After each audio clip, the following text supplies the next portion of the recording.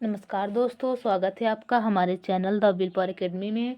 जैसा कि हमने पिछले वीडियो में आंग्ल मैसूर युद्ध के बारे में पढ़ लिया था, तो आज हम आंग्ल मराठा संघर्ष के बारे में पढ़ेंगे, जिसमें हम आंग्ल मराठा युद्ध को देखेंगे। तो थोड़ा सा हम जान लेते हैं मराठा साम्राज्य के बारे में। देखते हैं कि मराठा साम्राज्य की नींव किसने रखी थी। तो मराठा साम्राज्य की नींव शिवाजी ने रखी थी। शिवाजी का जो जन्म हुआ था वह मराठा सेनापति के घर हुआ था। शिवाजी के पिता का नाम था साजी भोसले। साजी भोसले मराठा सेनापति थे, जो कि बीजापुर सल्तनत के तहत इनको जागीरें प्राप्त थी। शिवाजी के पिता का नाम था जीजाबाई। तो साजी भोसले ने मराठा साम्राज्य की नींव रखी थी। इनकी बहादुरी को देखते हुए इन्हें छत्रपति की उपाधि दी गई थी। तो तब से शिवाजी को छत्रपति शिवाजी के नाम से जाने जाने लगा।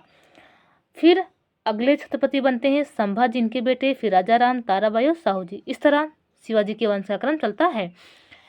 तो शिवाजी ने क्या किया था? शिवाजी ने अपनी शासन प्रणाली को चलाने के लिए सहायक रूप में अष्टप्रधान की नियुक्ति की थी, जिनमें 8 मंत्री होते थे।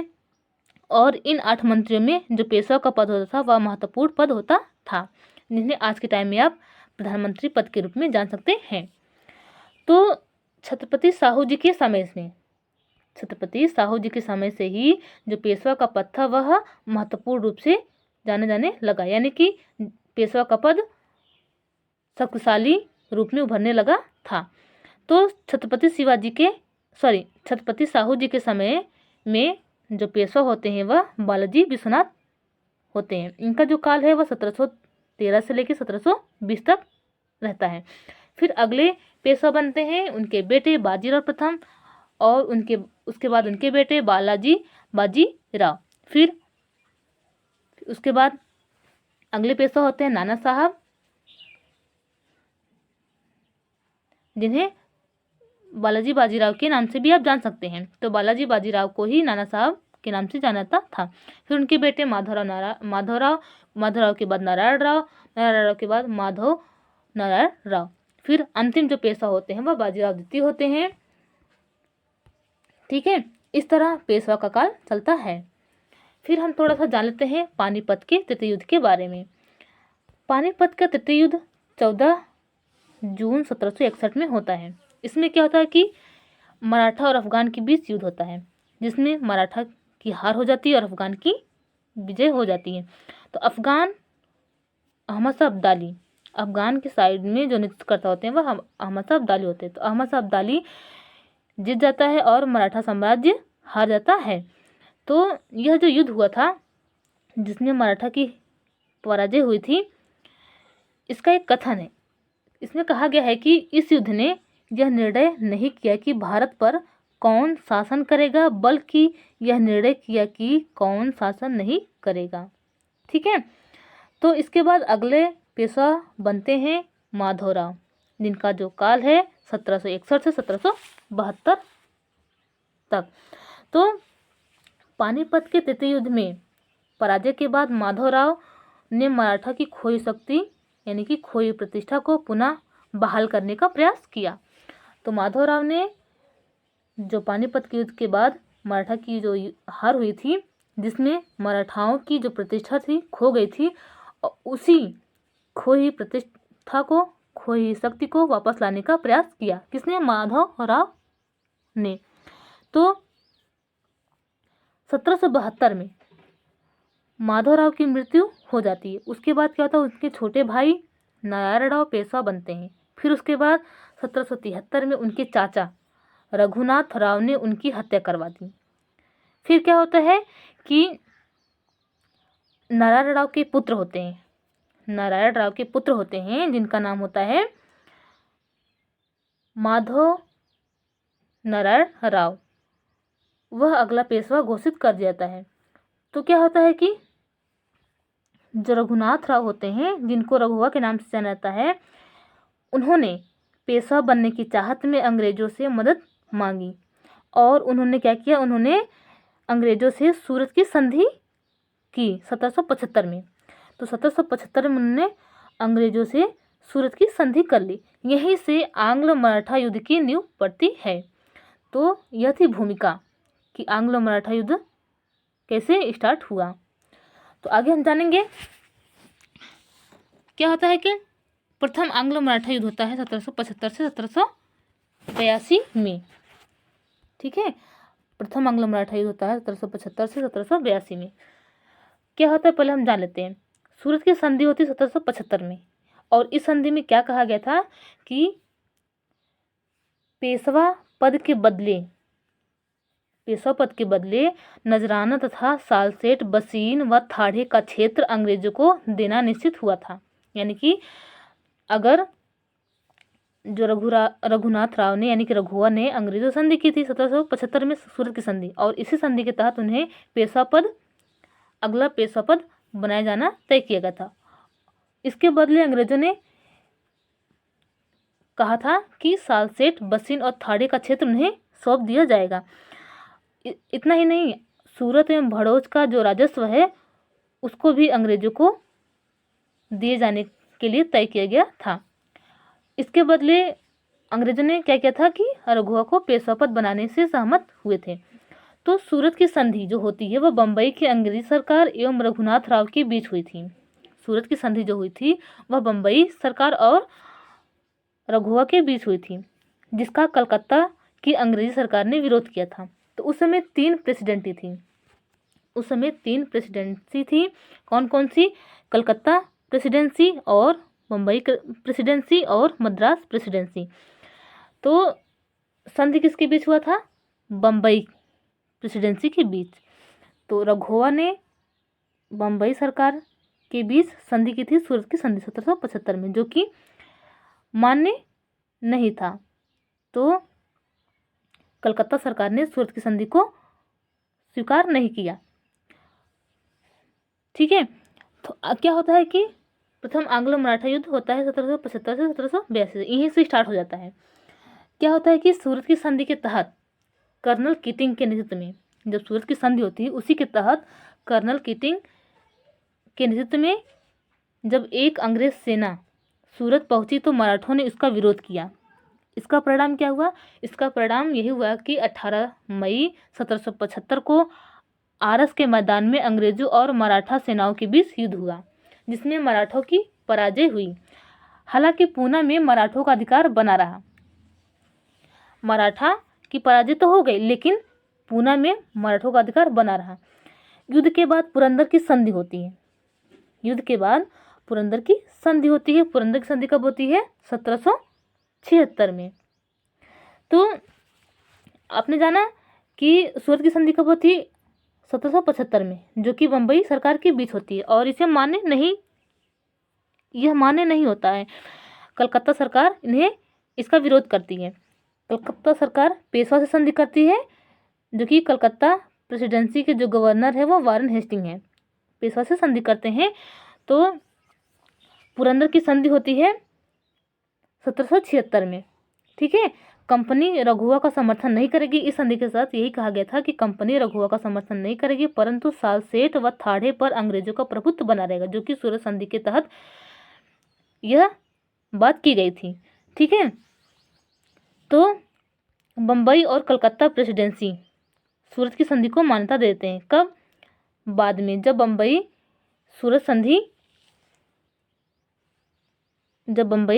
सूरत की संधि करती है, जब बम्बई प्रेसिडेंसी सूरत की संधि करती है और कलकत्ता प्रेसिडेंसी इनका विरोध करती है, तो बाद में बम्बई और कलकत्ता दोनों ने मिलकर सूरत की संधि को मान्य कर दिया। लेकिन बाद में इसी संधि के साथ जब कर्नल कीटिंग नेतृत्व में एक अंग्रेज सेना लेकर सूरत पहुंचते हैं तो मराठा इसका विरोध करते हैं, लेकिन फिर भी इनके बीच युद्ध होता है। 18 मई 1775 को आरस के मैदान में अंग्रेजों और मराठा सेनाओं के बीच युद्ध होता है, जिसमें मराठों की पराजय हो जाती है।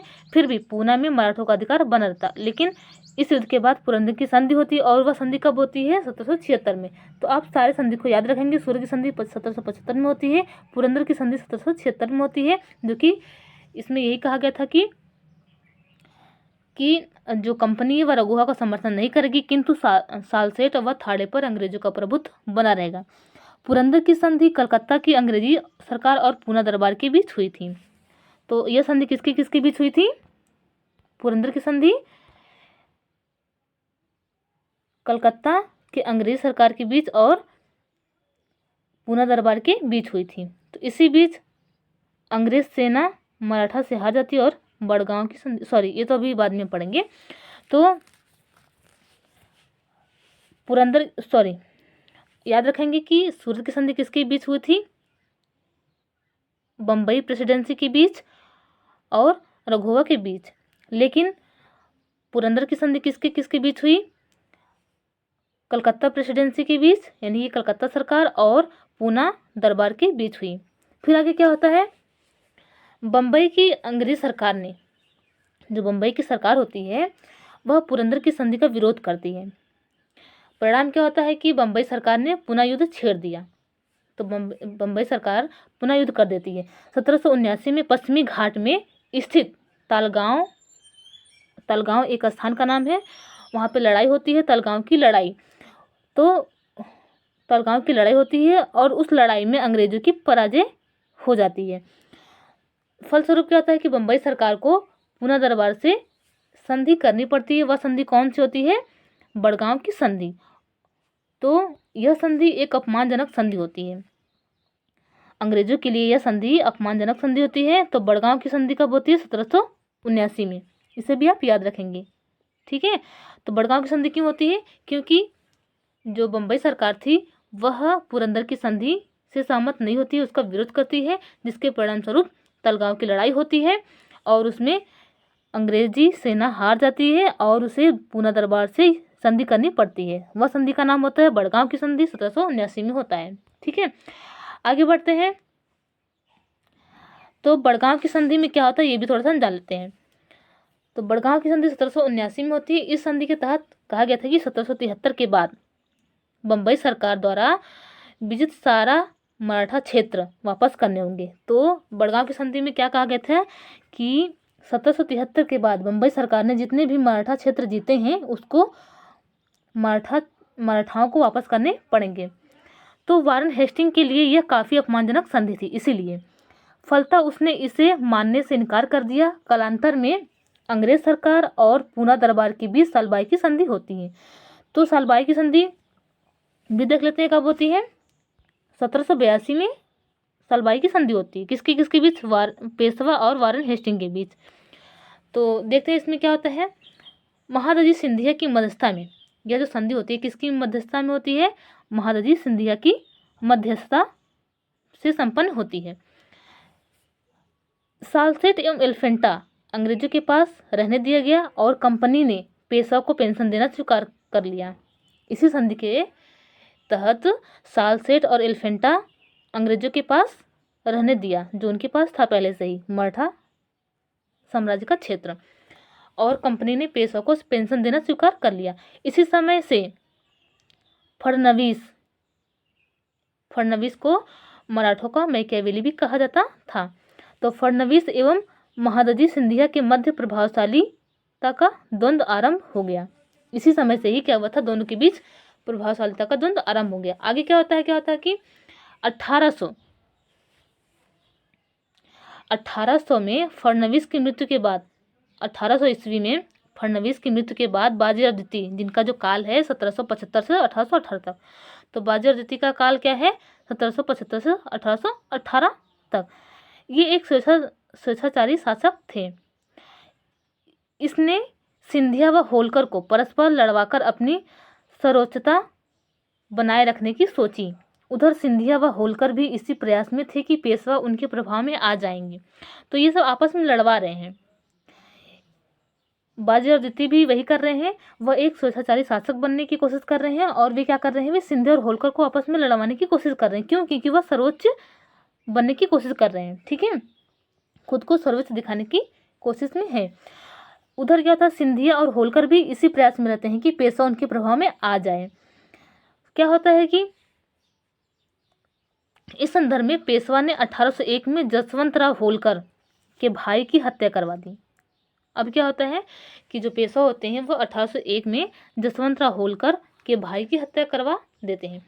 तो होलकर ने पेशवा एवं सिंधिया की सम्मिलित सेना को हदपसर नामक स्थान पर पराजित किया। यानी कि जब पेशवा जसवंतराव होलकर के भाई की हत्या कर देते हैं, तो होलकर ने पेशवा और सिंधिया से मिलकर लड़ाई की। यानी कि होलकर पेशवा और सिंधिया की सम्मिलित सेना को पराजित किया। किस स्थान पर? हथपसर नामक स्थान पर। और क्या हुआ कि उन्हें पराजित भी किया। उसके बाद क्या था, पेशवा ने भागकर बसीन में शरण ले लेती हैं, जहां उसने अंग्रेजों से संधि की। वह संधि होती है बसीन की संधि। ठीक है, तो हमने देखा कि कैसे सालबाई की संधि 1782 में होती है, और संधि के तहत क्या होता है कि अगले 20 वर्षों तक दोनों में मराठा यानी कि अंग्रेज में शांति बनी रहेगी, और यह होता भी है। फिर अगला जो आंग्लो मराठा द्वितीय होता है वह कैसे स्टार्ट होता है, इसकी भूमिका हम बता रहे हैं आपको। तो क्या होता है कि जब जो पेशवा है, सिंधिया है, होलकर, तीनों आपस में लड़ते हैं। तीनों आपस में लड़ते हैं और खुद को सर्वोच्चता घोषित करने की कोशिश करते हैं, खुद को सर्वोच्च दिखाने की कोशिश में रहते हैं। ठीक है, तो क्या होता है कि बाद में जब होलकर यानी यशवंतराव होलकर के भाई की हत्या करवा देते हैं, तो होलकर ने पेशवा और सिंधिया दोनों की सम्मिलित सेना को पराजित कर देते हैं। उसके बाद पेशवा भागकर बसीन में शरण लेता है। फिर उसके बाद क्या होता है कि जब वह बसीन में शरण लेता है तो वहाँ पे वह अंग्रेजों से संधि कर लेता है। वह संधि होती है बसीन की संधि। तो बसीन की संधि कब होती है? 1802 में। यहीं से आंग्ल मराठा द्वितीय युद्ध की भूमिका स्टार्ट होती है। तो 1802 में बसीन की संधि होती है, और इस संधि में क्या होता है कि पेशवा ने अपनी स्वायत्तता अंग्रेजों को सौंप देती है। इसी संधि के तहत पेशवा अपनी स्वायत्तता अंग्रेजों को सौंप देता है। तो इस संधि के तहत क्या कहा गया था कि पेशवा ने पूना में अंग्रेजी सेना को रखना स्वीकार किया। इसी संधि के तहत पेशवा ने पूना में अंग्रेजी सेना को रखना स्वीकार किया। और क्या किया? गुजरात तथा तुंगभद्रा नदी के दोआब क्षेत्र अंग्रेजों को सौंप दिए। मराठों के विदेशी संबंध अंग्रेजों के अधीन हो गए। ठीक है, तो समझ सकते हैं किस तरह पेशवा ने अपनी स्वतंत्रता अंग्रेजों को सौंप दी। इसके अलावा इस संधि में और क्या था? पेशवा ने सूरत नगर कंपनी को सौंप दिया। ठीक है, यह जो संधि होती है यह संधि द्वितीय आंग्ल मराठा युद्ध का कारण बनती है, क्योंकि इस संधि के प्रावधान मराठा सरदारों को अपमानजनक लगे थे। ठीक है, तो यहीं से स्टार्ट होता है द्वितीय आंग्ल मराठा युद्ध की भूमिका। तो हम देखते हैं द्वितीय आंग्ल मराठा युद्ध यह कब से कब तक चलता है? 1803 से 1806 तक चलता है। तो देखते हैं बसीन की संधि को कालांतर में मराठाओं द्वारा चुनौती दी गई। यही जो बसीन की संधि हुई थी 1802 में, इसी संधि को कालांतर में मराठाओं ने चुनौती दी। क्या होता है? दौलत राव सिंधिया और रघुजी भोसले द्वितीय ने अंग्रेजों के विरुद्ध संयुक्त मोर्चा बनाया। यानी कि सिंधिया ने और भोसले दोनों ने संयुक्त होकर अंग्रेजों के विरुद्ध मोर्चा छेड़ दिया। अब क्या होता है? अंग्रेजों ने आर्थर विलेजली के नेतृत्व में दक्कन में तथा जनरल लेक के नेतृत्व में उत्तर भारत में मराठाओं के विरुद्ध सफल अभियान किए। ठीक, तो याद रखेंगे कि कौन कौन है? अंग्रेजों में आर्थर विलेजली वह दक्कन में नेतृत्व कर रहा है और जनरल लेक उत्तर भारत में नेतृत्व कर रहा है। तो इसने मराठों के विरुद्ध सफल अभियान भी किए। 23 सितंबर 1803 को आर्थर विलेजली ने सिंधिया तथा भोसले की संयुक्त सेना को पराजित किया। ठीक, तो विलेजली ने क्या किया? सिंधिया और भोसले की सेना को पराजित कर दिया। उत्तर भारत में जनरल लेक ने दिल्ली और आगरा पर कब्जा कर लिया था। इस प्रकार कुछ महीनों में ही अंग्रेजों ने उत्तर एवं दक्षिण भारत में मराठाओं के कई क्षेत्रों को जीत लिया।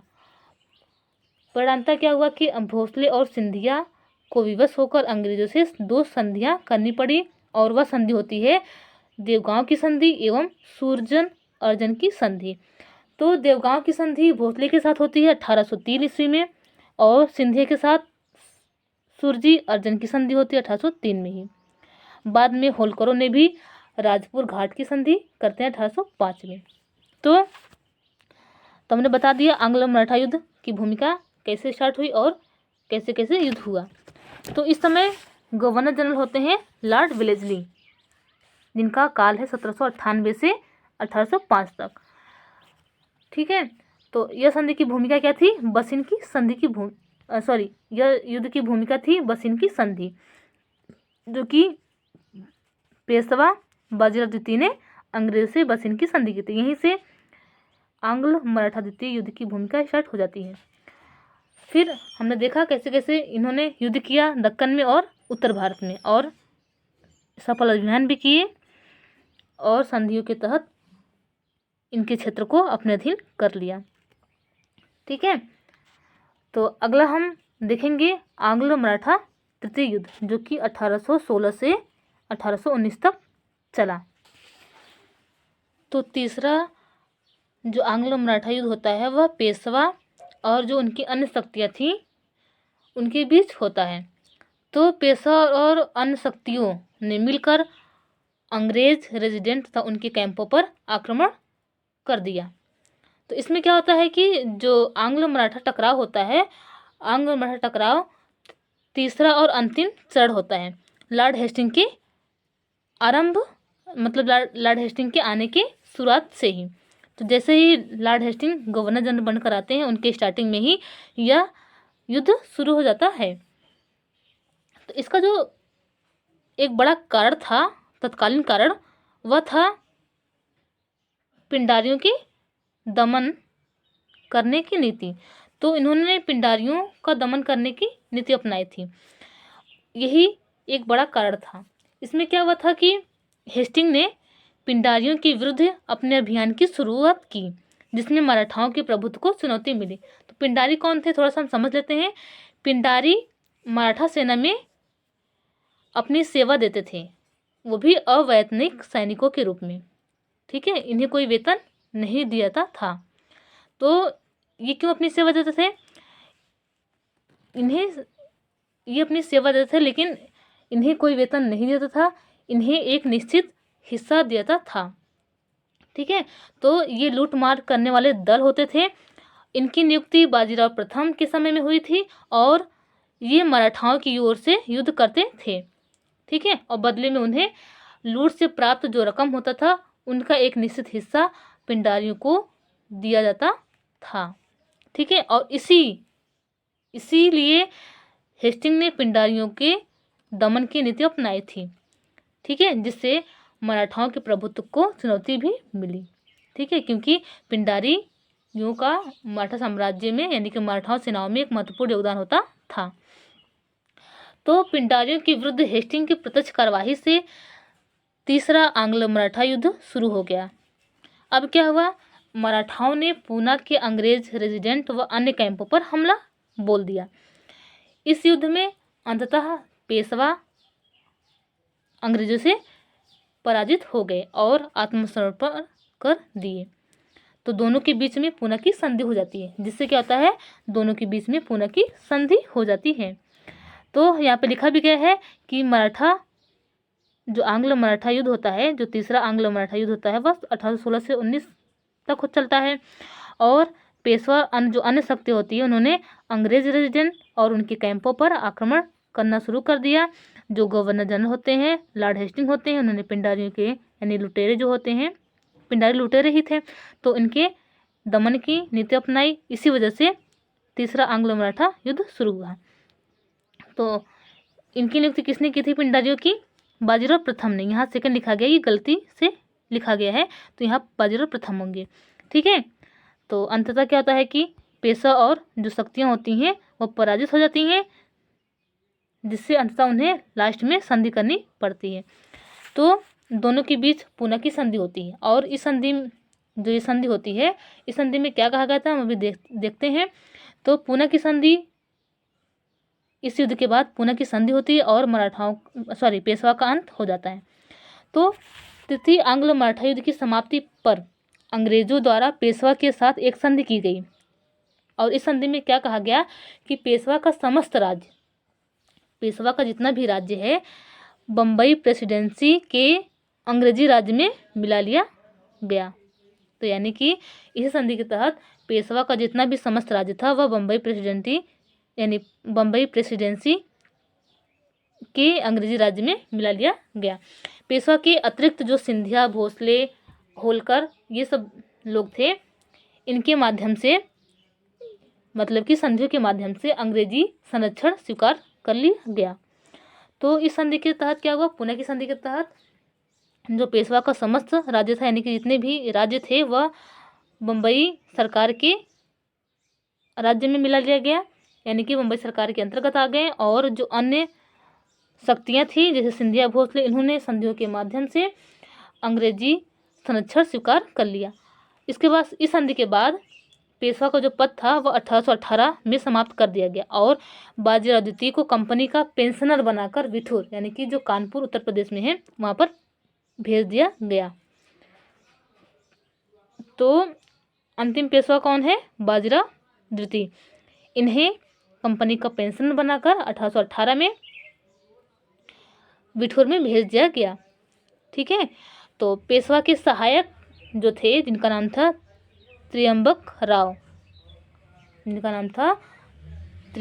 राव, उनको आजीवन कारावास देकर बनारस के पास चुनार के दुर्ग में कैद कर दिया गया और नाम मात्र से छोटे से राज्य सतारा में छत्रपति शिवाजी के जो वंशज थे उनको राजा बनाया गया। इस प्रकार हेस्टिंग ने पेशवा के पद का अंत कर दिया। ठीक है। तो हेस्टिंग ने पेशवा के पद का अंत किसने किया, लॉर्ड हेस्टिंग ने। तो इस चीज़ को आप याद रखेंगे। तो यहीं से पेशवा का पद समाप्त हो जाता है, पुणे की संधि होती है। इस संधि के तहत जो अन्य शक्तियाँ होती हैं उन शक्तियों से भी अन्य संधियों के माध्यम से अंग्रेजी संरक्षण स्वीकार कर लेते हैं। तो हमारा आंग्ल मराठा संघर्ष यानी कि आंग्ल मराठा युद्ध समाप्त हो जाता है। फिर हम कल पढ़ेंगे आंग्ल सिख संघर्ष के बारे में। तो आज के लिए हम अपना लेक्चर यहीं पे समाप्त करते हैं। तो मुझे उम्मीद है कि आपको ये सारे लेक्चर क्लियर होंगे, सारे जितने भी टॉपिक्स मैंने आपको पढ़ाए हैं सब आपको क्लियर हुआ होगा। और आपको जो चीज़ें समझ में ना आए तो आप हमें कमेंट करके कमेंट बॉक्स में बता सकते हैं, जिससे हम उसमें सुधार करके और अच्छा करने का प्रयास करेंगे। ठीक है। तो आज के लिए बस इतना ही, मिलते हैं आपसे जल्द ही। मुझे उम्मीद है कि आपको यह वीडियो पसंद आया होगा। अगर वीडियो पसंद आए तो वीडियो को लाइक, शेयर, सब्सक्राइब और शेयर करना ना भूलें।